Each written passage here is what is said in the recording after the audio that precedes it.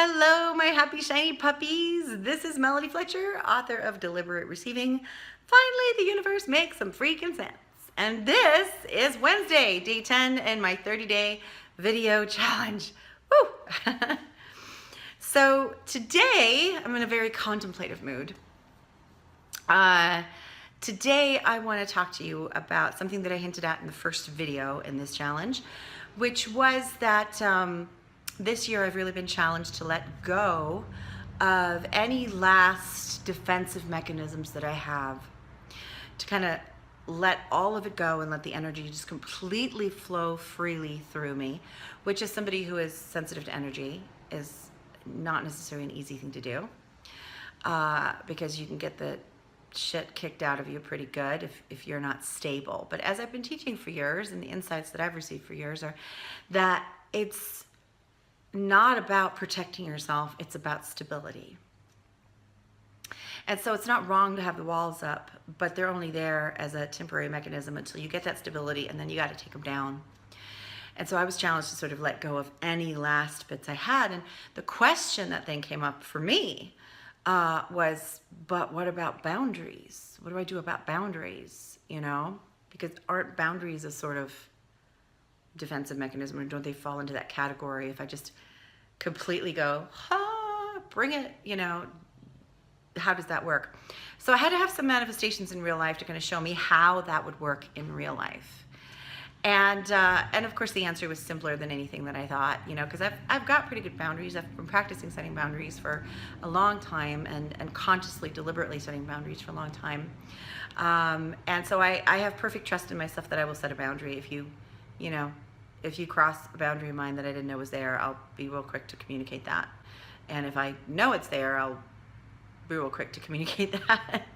But usually at that point, I no longer have that manifestation, because once the boundary is really set, you don't really, and if you're comfortable defending it, you don't really have the manifestation of somebody crossing that boundary anymore, because you don't need to. So I've been pretty good at it, and I trust myself to set boundaries, and I have for quite some time. So I had a couple of things happen to me where a woman approached me and wanted to talk to me, and the energy was not right. I mean, she had the energy of a black hole, you know, somebody who was very needy, who wasn't going to hear anything that I had to say, who just really wanted to tell me her story, but didn't even really, you know, it wasn't about me at all. There was nothing there that's like, I want to connect with you, or I want to play with you. She just sort of wanted to suck up energy. And I didn't even have to think about it. There was no cognitive awareness of what was happening. It all happened so fast that, you know, it was only in hindsight that I was like, okay, that was cool.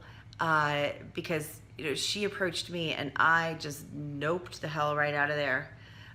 It was like I was being pushed by an invisible force just to go away. And she only got into my reality enough for me to be able to see that, and then see what had happened in hindsight, that, you know, what she felt like, and how I just sort of floated right away from her.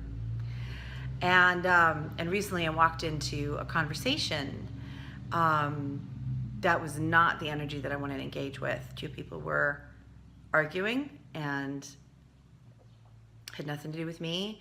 And, you know, there was a time in my life when I would have felt obligated as the light worker, as the arrogant light worker, to go in and uplift them and be like the clown, and, you know, hey, no need to argue, or the mediator, or the, you know, insert whatever you want here, whatever role you want here, in order to sort of mitigate this and try to fix this. And I felt no such obligation. I walked in, bounced against this energy, did a 180, and walked away. Came back later, everything was fine. But I didn't even really, again, have to think about it. It was like I was just sort of, nope, you know, drawn away from it. And so that showed me how this can work without me having to sit there and go, I'm gonna set a boundary. It's because of all the work that I've done and because of all the fears I've released and because of stability that I've achieved, which doesn't mean that I'm done, by the way. We're never done. There's always more levels to achieve, or to reach for. But what I've discovered is where I am now, which is all I can really tell you about. I don't have to think about this anymore. I can completely and totally trust the energy that I'm giving off.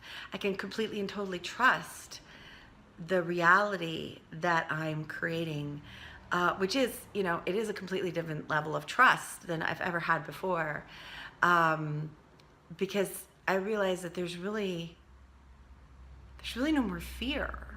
All those fears that we have, whether we want to have them or not, of, things just sort of happening out of the blue. What if something goes wrong? Which are all bullshit, because why would it? It would only go wrong as a reflection. Which also means that, when something happens, like I talked about on Sunday with the hair and the chemical burns, and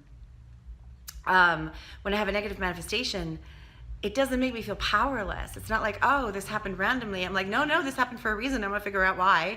And then that reason makes sense, and nothing random about it.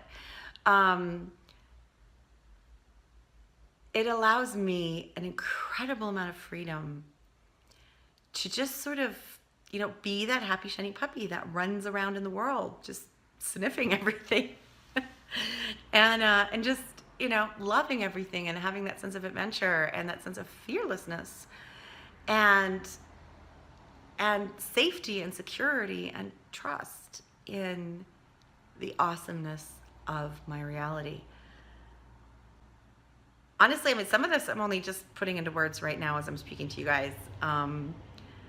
That's where I'm at right now. And so that was the insight that I had about, boundaries versus defensive walls or defensive mechanisms. And again, it's not to say I'm done.